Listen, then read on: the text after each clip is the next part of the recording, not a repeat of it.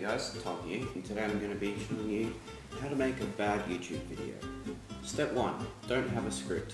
If you don't have a script, then you don't know what to say, you have to improvise in front of the camera. Step 2, have the audio delayed so that when someone's mouth moves, what they're saying happens slightly afterwards. It'll really annoy the viewer. Step 3, have the music really loud so it's very hard to hear what the person in front of the camera is saying.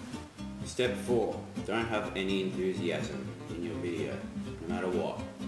No enthusiasm, no, okay, I'm looking forward to make this video, just be bored. Step 5, have the camera on an angle. If the camera's on an angle, then it'll really annoy the viewers, because the viewers are always used to the video being completely right side up, but if it's slightly on an angle, they'll have to tilt their device or something. Step 6, have annotations everywhere so it's impossible to keep track of what's happening in the video. Step 7, have ridiculously inaccurate subtitles. If the viewer decides they need subtitles to be able to hear what you're saying, then they'll be very annoyed to find that, like, what I'm saying now might say in the subtitles, I want to eat a banana or something like that. Step 8, if you want to make sure that you're making a bad video, you always have to cut off the person who's talking in the middle of what they're saying. Step 9, make sure that you're out of focus for the camera shot, because when you're out of focus, then you're probably being blurred, and when you're blurred, the viewer might not be able to see you very well.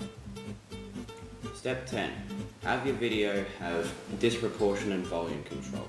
For example, have some parts of the video very quiet and some parts of the video very loud.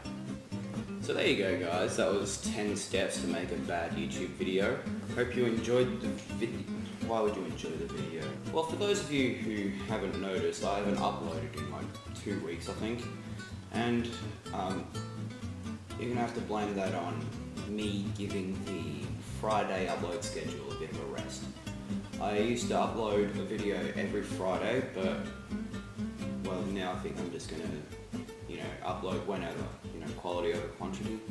Anyway, leave some suggestions for videos I should do next down in the comments below. Thanks for watching. Like, comment and subscribe.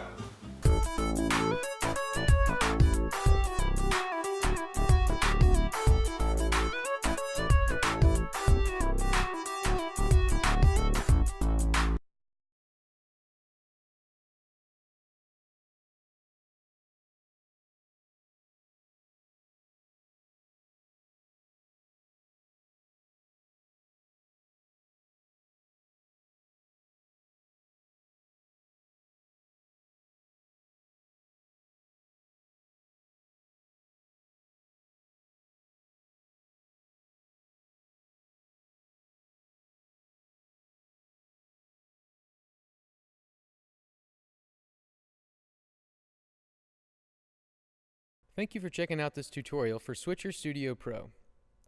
In this video, I'm going to give you a brief tour of the user interface and explain some fundamental features of the app. The first thing I've done here is connect and configure all of my cameras. If you haven't done that yet, then first you should check out our tutorial on device setup and connecting multiple cameras. Here I have the main user interface for Switcher Studio Pro. The app is separated into 4 quadrants. The lower left pane serves as a source monitor. Here, you will find a thumbnail preview of each video source that you have connected. Under each source, there are special labels that indicate whether a camera is currently being previewed, live, or in some cases, both. In the upper left quadrant of the app is the preview pane. When you tap a source in the camera's pane, the image will be queued up here. Tap the source again to remove it. The image in this preview pane is considered on deck. It is waiting to go live until you choose to trigger a transition or real-time edit. While you are previewing the image, you can manually refocus the camera by tapping the part of the image you want to emphasize. By default, each camera will be set to autofocus. With this on, Switcher will automatically focus the camera when the image gets blurry or when the image is too bright or too dark. To turn off autofocus, simply tap the blue Autofocus toggle button in the upper right of the preview pane. If the currently previewed source is a remote camera, like this one, this change will also be wirelessly updated in the bottom right corner of the camera's local screen. Once my image is framed and focused, I will send it to the live output by pressing the Preview to Live button on the left. Notice that the label for this source changed from the blue Preview label to the red Live label. Remote cameras will also show a red Live overlay indicating that it is currently the live camera. This can be helpful when multiple camera operators are running a production. This way, you'll know when the camera that you're holding is on the air. Here's a pro tip. To quickly push a source to the live feed without previewing it, double tap the thumbnail in the camera's pane. This will trigger a direct transition to the live feed without having to preview the source. If the source happens to be out of focus, just preview it with a single tap, then tap the preview to get it back into focus. The live pane is in the upper right quadrant. The image shown in this pane is what will be recorded locally to your device and broadcast live to the internet, which brings us to our next point, the Record and Broadcast button. After you have connected all of your cameras and configured all of your streaming settings, press the red button in the upper right corner to simultaneously record and broadcast your production. The input and output settings are not configurable while recording and broadcasting is in progress, so be sure to set them up before it's time to stream. After each recording, the video is immediately available in the Recorded Media menu, located in the upper left corner of the app interface. From here, you can preview any of your past videos, or you can delete them permanently. You can also save this video to your camera roll to transfer it to a computer later. Or, using the Open In option, you can share the video using AirDrop. You can even open your video in an external editor like Apple's iMovie. From there, you could trim the beginning and end of your video. Perhaps you might add a fade in and fade out transition. Or maybe you'll add some cool text overlays. Finally, in the lower right quadrant, we have the Control panel. As you might have guessed, you can navigate through this pane using the menu at the bottom. The tabs include Inputs, Outputs, Effects, Camera Control, Audio, and Graphic Elements. For a detailed description of each section, please check out our other tutorials listed in the description below. If you haven't seen it yet, check out our tutorial entitled Configuring RTMP Channels to learn more about setting up a live video stream using Switcher Pro. Please subscribe to our newsletter to stay up to date on the newest features and updates from Switcher Studio. Finally, check out these other tutorials to get more familiar with Switcher and start making live video like a pro.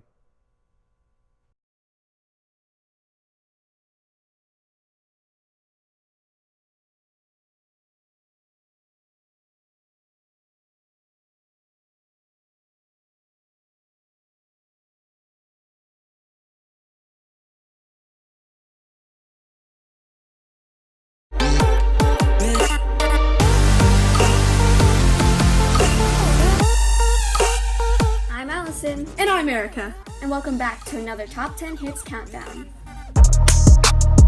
Starting off at number 10, we have Motorsport by Migos featuring Cardi B and Nicki Minaj. This is the lead single off of Migos' third album, Culture 2, which was released on January 26, 2018. And if you are a fan of Migos like I am, I would definitely go check that out. At number 9, and one place down from last week, is Too Good at Goodbyes by Sam Smith. This heart-wrenching ballad focuses on how hard it is to lose that special someone. Up 3 spaces at number 8, we find Dua Lipa with New Rules. If you were wondering, Dua Lipa is the pop star's real name. Crazy, huh? But I don't make the rules, Dua does. At number 7, we have No Limit by G-Eazy featuring A$AP Rocky and Cardi B.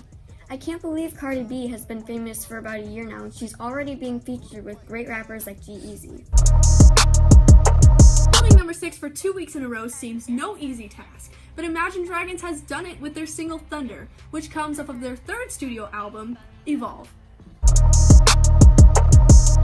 Number 5 is Bad at Love by Halsey. Halsey's name is actually Ashley Frangipane, and her stage name is a reference to the Halsey Street Station in New York, and it's also an anagram of her first name. 4, we find Finesse by Bruno Mars featuring Cardi B. This song was actually performed by them at the Grammys this year, and Bruno Mars took home 7 Grammys, including Record of the Year and Album of the Year, which is pretty awesome. Coming in at number 3, we have Rockstar by Post Malone featuring 21 Savage. The music video for this song seems pretty graphic, but some people think there's deeper meaning to it. Either way, this remains one of the most popular hip-hop rap songs out there today. At number 2, we have Perfect by Ed Sheeran. For those of you who do not know, Ed Sheeran just got engaged to the woman he wrote this song about, which for the fans was just perfect. And finally, the number 1 song of the week, Havana by Camila Cabello featuring Young Thug. This song is so catchy and it's been on the radio so many times that it's easy to see how this has become number 1. Well, that's it for today. I'm Allison Potter. And I'm Erica Kronik, and we'll see you next time on the Top 10 Hits Countdown. No, no. He didn't walk up with that, how you doing? When he came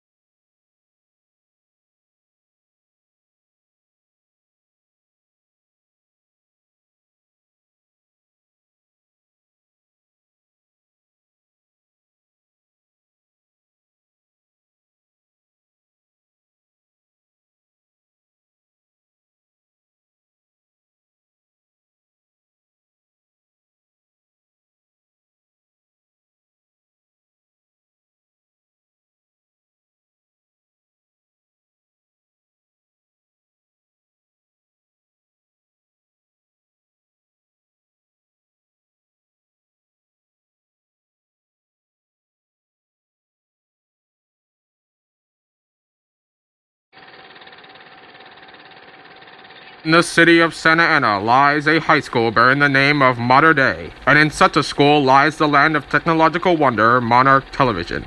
Those who venture here experience the wonder and amazement of seeing and learning how to work backstage and produce Technicolor film for Monarch Television. Here, students gaze at the futuristic capabilities of these cameras that surpass the camera and film of this modern generation. The students are conversing with numerous bells and whistles presented to them. The future seems certainly amazing, and I bet they agree. To those who are watching, you could be a part of the future today. To immerse yourself in such a futuristic and amazing experience, enroll in studio production for a chance of a career in entertainment and media.